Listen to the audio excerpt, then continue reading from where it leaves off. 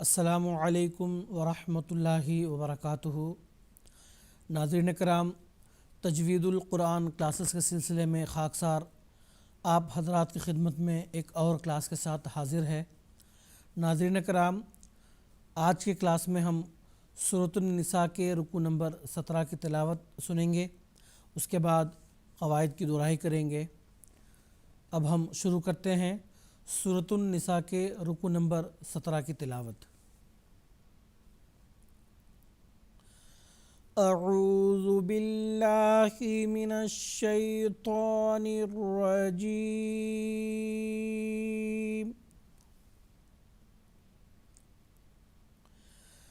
بسم اللہ الرحمن الرحیم۔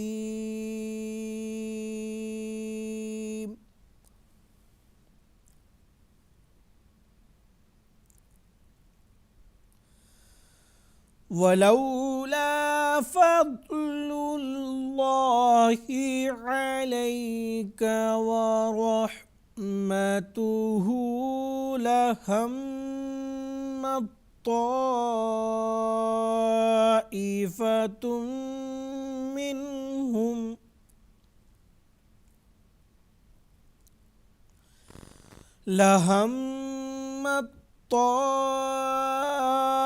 طائفة منهم أن يضلوك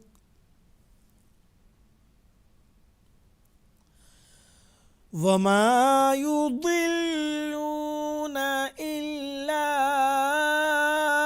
أنفسهم وما يضرونك من شيء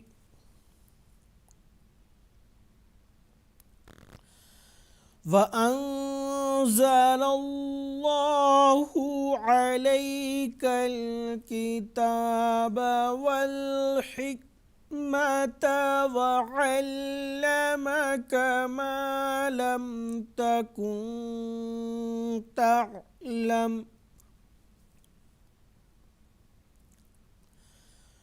وَكَانَ فَضْلُ اللَّهِ عَلَيْكَ عَظِيمًا۔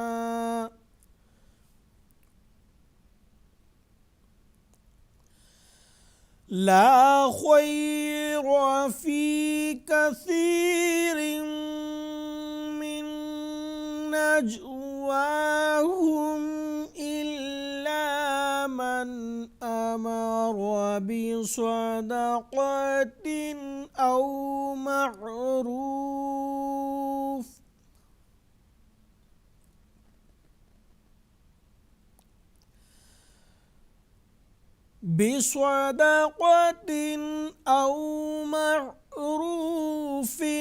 أو إصلاح بين الناس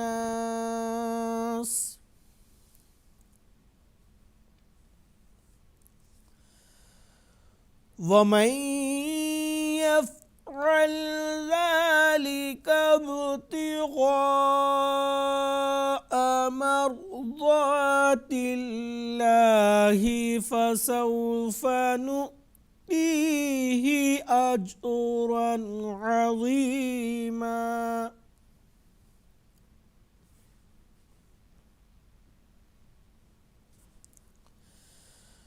ومن يشاقق الرسول من بعد ما تبين له الهدى ويتبع غير سبيل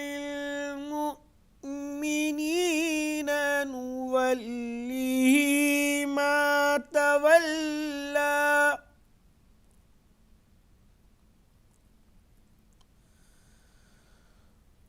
وَيَتَّبِعْ غَيْرَ سَبِيلِ الْمُؤْمِنِينَ نُوَلِّهِ مَا تَوَلَّى وَنُصْلِهِ جَهَنَّمَ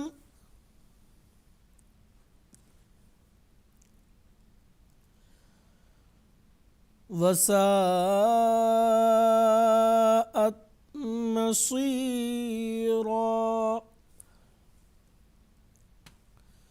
ناظرین کرام، ابھی ہم سورۃ النساء کے رکوع نمبر 17 کی تلاوت کر رہے تھے۔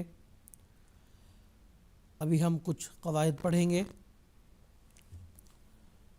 ولولا فضل اللہ، ضاد کو ہم پر ادا کریں گے، اس کے بعد اللہ کا جو لام ہے اس کو ہم پر پڑھیں گے، اور اس سے پہلے جو لام ہے جس پر پیش ہے اس کو ہم پر نہیں، فضل اللہ دوسرا جو لام ہے یہ پر ادا کیا جائے گا۔ علیکہ ورحمتہ، را کو پر ادا کریں گے۔ لہمت، یہاں پہ میم مشدد ہے، ایک الف کے برابر غنہ کی آواز ہم نکالیں گے۔ اس کے بعد یہ اس تا کا جو ہے نا ادغام طا میں ہو گیا ہے، تو اس کو پڑھتے ہوئے ایک ہی تا جو پر ہے اس کو پڑھیں گے تو، اور اس کے اوپر جو مد ہے مد متصل ہے اس کو ہم لمبا پڑھیں گے۔ یہاں جو باریک تا ہے جس پر تنوین ہے اس کو ہم ادغام کریں گے میم میں، اور ایک الف کے برابر غنہ کی آواز بھی ہم ادا کریں گے۔ منہم، نون ساکن کے بعد ہا حروف حلقی میں سے ایک حرف ہے تو نون کا اظہار ہوگا، یعنی نون کی مکمل آواز کی ادائیگی ہوگی۔ این یضلوک، نون ساکن کے بعد حروف یرملون میں سے ایک حرف آیا ہے تو نون ساکن کا ادغام ہوگا یا میں، اور ایک الف کے برابر غنہ کی آواز بھی ہوگی۔ یضی، ضاد پر ادا کریں گے۔ لوک، آخر پر جو علامت وقف طا ہے وہ آیا ہے تو کاف کو ہم نے ساکن کیا، اور کاف کو ساکن کرنے کی وجہ سے اس سے پہلے جو حرف مد لام ہے واو ہے تو اس کو ہم کسی قدر لمبا پڑھیں گے کیونکہ یہاں پہ مد عارض کا قاعدہ لاگو ہوتا ہے۔ اس کے بعد آگے وما یضلون، ضاد کو پر ادا کریں گے۔ الا میں مد منفصل ہے اس کو لمبا پڑھیں گے۔ انفسہم، نون ساکن کے یہاں پہ اخفا ہوگا اور ایک الف کے برابر غنہ کی آواز۔ وما یضرونک، ضاد اور را دونوں حروف پر ادا کیے جائیں گے۔ من شیء، نون ساکن کا یہاں پہ اخفا ہوگا ایک الف کے برابر غنہ کی آواز کے ساتھ۔ شیء، یہاں پہ لین کا جو قاعدہ ہے وہ ادا ہوگا تو تھوڑے سے لمبے ہم پڑھیں گے اس کو۔ وانزل اللہ، نون ساکن کے یہاں پہ اخفا ہوگا ایک الف کے برابر غنہ کی آواز بھی ہوگی۔ زا، اس کو ہم سخت پڑھیں گے۔ اس کے بعد اللہ کا جو لام ہے اس کو ہم پر ادا کریں گے۔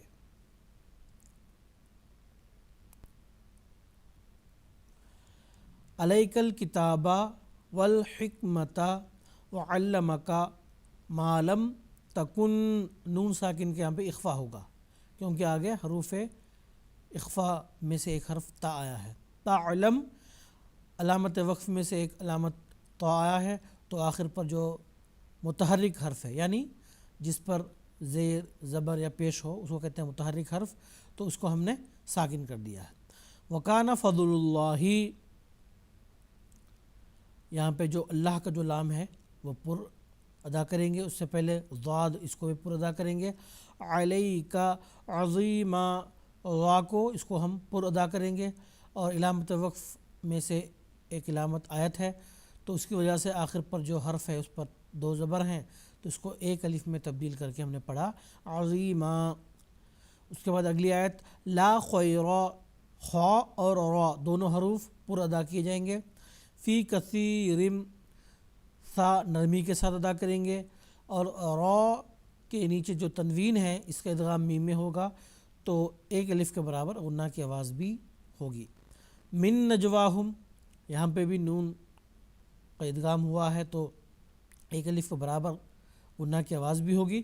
نج، جیم جو ہے یہ حروف قلقلہ میں سے ایک حرف ہے اور اس پر چونکہ ساکن ہے تو جس وجہ سے یہاں پہ قلقلہ کی صفت کے ساتھ ہم پڑھیں گے نجواہم۔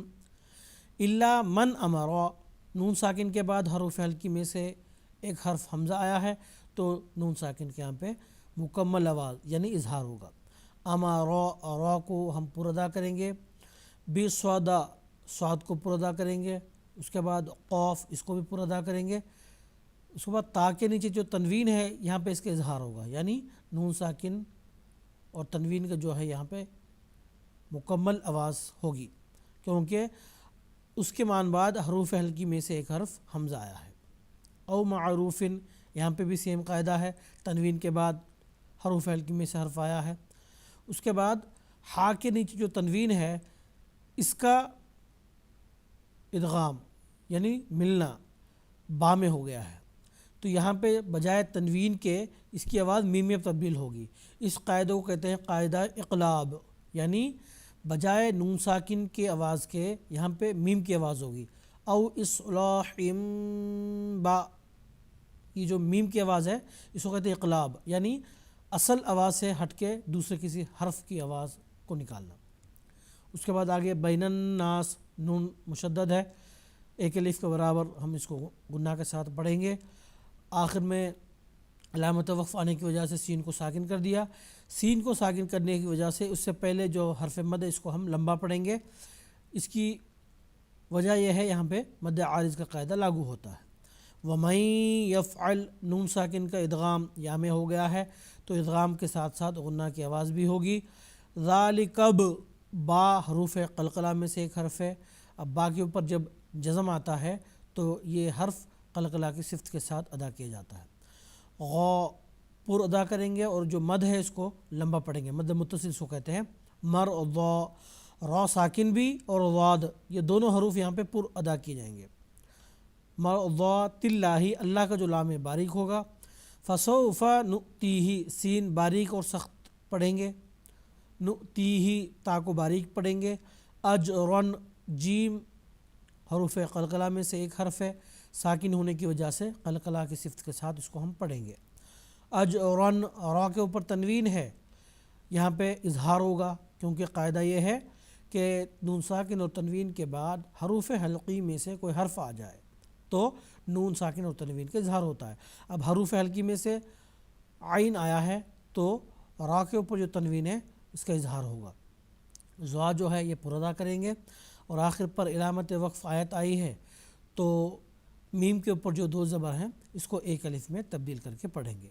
تو ناظرین کرام، ابھی ہم سورۃ النساء کے رکوع نمبر 17 کی تلاوت سن چکے ہیں اور قاعدے بھی پڑھ لیے ہیں. انشاءاللہ کل کے کلاس میں پھر ملاقات ہوگی. السلام علیکم ورحمۃ اللہ وبرکاتہ.